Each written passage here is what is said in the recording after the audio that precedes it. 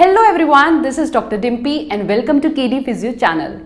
IT band syndrome मतलब कि हमारे थाई के राइट साइड में बाहर की तरफ पेन का होना। यहाँ होता है TFL टेंसर फेशिया लाटा, जो कि कनेक्टिव टिश्यू है जो कि हमारी पेल्विस से नी को कनेक्ट करता है। तो कई लोगों में ये जो TFL है ये टाइट हो जाता है, इसकी वजह से उनको थाई के बाहर की तरफ पेन लगता है, बर्निंग सेंसेशन लगता है।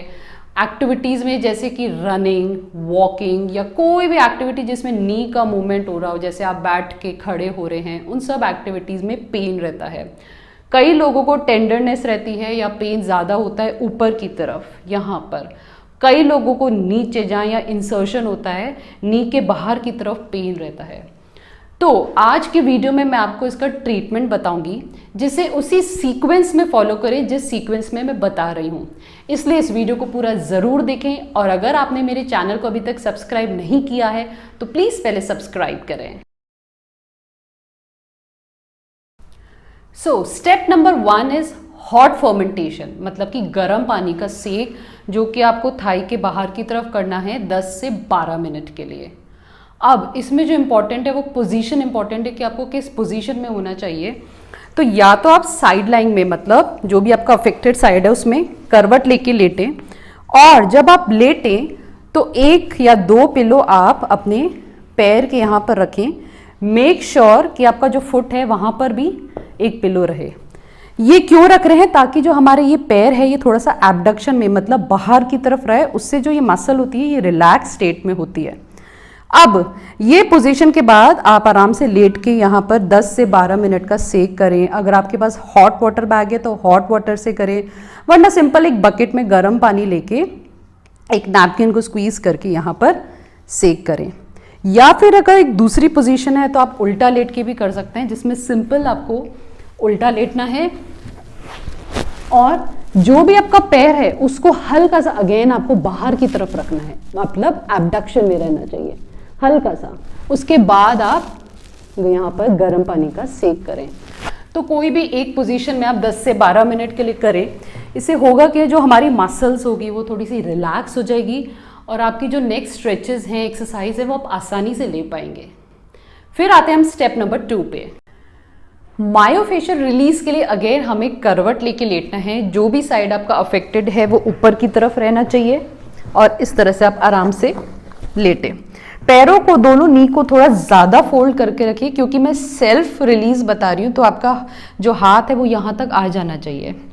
अब आपके हाथ की जो ये पाम होती है, जिसको हम हथेली बोलते हैं, उसके सहारे से आपको ऊपर से नीचे की तरफ धीरे धीरे इस तरह से रिलीज करना है।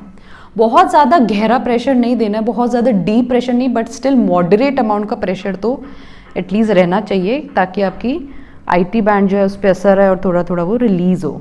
इस तरह से फ्रॉम अप टू डाउन, उल्टा नहीं चलाएं या फिर इस तरह से मालिश भी नहीं करें, सिर्फ इस तरह से 1.5 से 2 मिनट तक आप अच्छे से पूरी IT बैंड को रिलीज कर सकते हैं।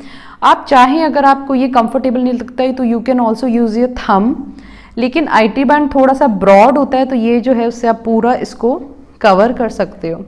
बट स्टिल अगर आपको थंब कंफर्टेबल लगता है तो आप इस तरह से भी प्रेशर देके उसको रिलीज करके पूरे एरिया को कवर कर सकते हैं। अगर आपके पास कोई हेल्पर है, आपको कोई हेल्प करने वाला है, तो भी आप आराम से लेट के, he can stand at the back of you, वो आपके पीछे खड़े होके और अपनी IT बैंड को रिलीज करवा सकते हैं।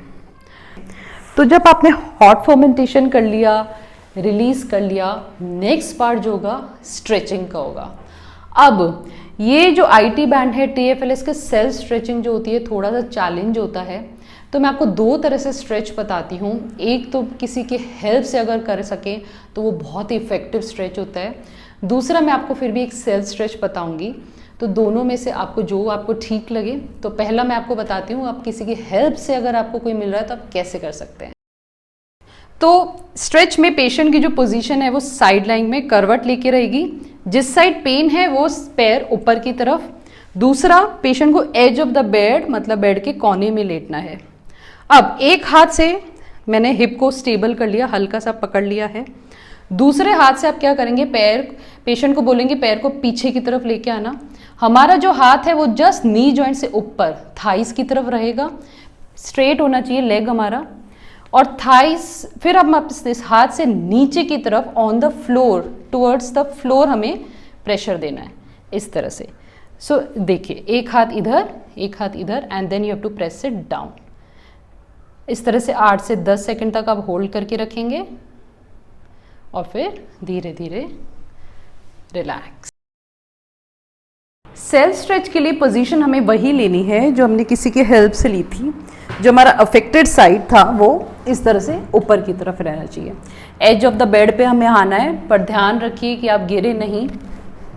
अब प्रोसेस इसमें अगेन वही सेम रहेगा, जो आपका अफेक्टेड लेग है उसको आपको नीचे की तरफ लेके आना है इस तरह से।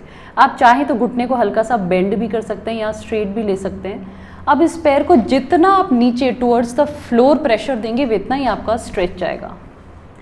पहले हम किसी के हेल्प से कर रहे थे, या हम खुद अपने पैर से नीचे की तरफ उसको प्रेशर देंगे। जितना आप टुवर्ड्स द फ्लोर लेके जाएंगे उतना ही आपको यहाँ पर स्ट्रेच लगेगा। And then you have to hold it for 8 to 10 second, और होल्ड करने के बाद धीरे धीरे रिलैक्स। लास्ट में हम करेंगे इसकी स्ट्रेंथनिंग, जो बहुत इंपॉर्टेंट है, ताकि जो हमारा पेन है वो उठ के वापस नहीं आए, क्योंकि कई बार हमारा पेन जो है रिपीट होता है कुछ टाइम के बाद। तो अगेन इसमें जो पोजीशन होगी साइड लाइंग होगी, क्योंकि साइड की मसल है तो सब में हमने पोजीशन वही ली है। पैर सीधे रहेंगे। अब इसमें हमें क्या करना है, स्टमक को, पेट को अंदर खींचना है, हिप्स को स्क्वीज करके रखना है, मतलब हिप को टाइट करना है, स्टमक इन। इस पूरे लेग को हमें टाइट करना है।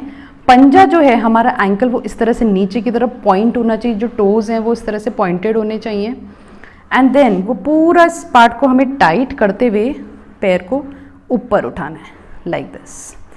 जितना आप इसको स्टमक इन, हिप टाइट, पैर टाइट, पंजा टाइट रखेंगे उतना ही असर आपका यहाँ आएगा। And then you have to hold it till 8 या 10 सेकेंड तक आपको उसको होल्ड करके रखना है। और फिर 8 से 10 सेकेंड के होल्ड के बाद आप धीरे धीरे वापस से रिलैक्स। तो इस तरह से आपको 3 से 4 बार करके इसकी स्ट्रेंथनिंग करनी है। तो ये चारों स्टेप्स जो हैं ये IT बैंड के कंप्लीट ट्रीटमेंट है। अब जो सबसे बड़ा कन्फ्यूजन आता है वो ये पूछते हैं लोग कि ये जो चारों स्टेप्स है दिन में कितनी बार लें। तो दिन में इन सारे स्टेप्स को स्टेप 2, स्टेप 3, स्टेप 4, मतलब जो रिलीज पार्ट है, स्ट्रेचिंग मैंने बताई और जो स्ट्रेंथनिंग बताई, ये आप दिन में 2 से 3 बार ले सकते हैं। एक्सरसाइज को आप और एट अ टाइम एक्सरसाइज को आप 3 से 4 बार रिपीटेशंस लें। लेकिन जो स्टेप 1 है दैट इज़ हॉट फर्मेंटेशन, जो गर्म पानी का सेक मैंने आपको बताया, वो मैं रिकमेंड करूँगी कि बहुत ज़्यादा नहीं लें। वो दिन में 1 बार, ज़्यादा से ज़्यादा आपको बहुत ज़्यादा पेन है तो दिन में 2 बार, उसे ज़्यादा रिपीट नहीं करें। बाकी जो स्टेप्स हैं उसको 3 से 4 बार या 2 से 3 बार भी आप रिपीटेशन ले सकते हैं। So this is all about today's video. Thank you for watching the video. अगर आपको मेरा वीडियो पसंद आ रहा है तो उसको लाइक करें, सब्सक्राइब करें, और अगर आपकी कोई भी क्वेरी हो तो आप कमेंट में लिख सकते हैं, आप मुझे मेल भी कर सकते हैं।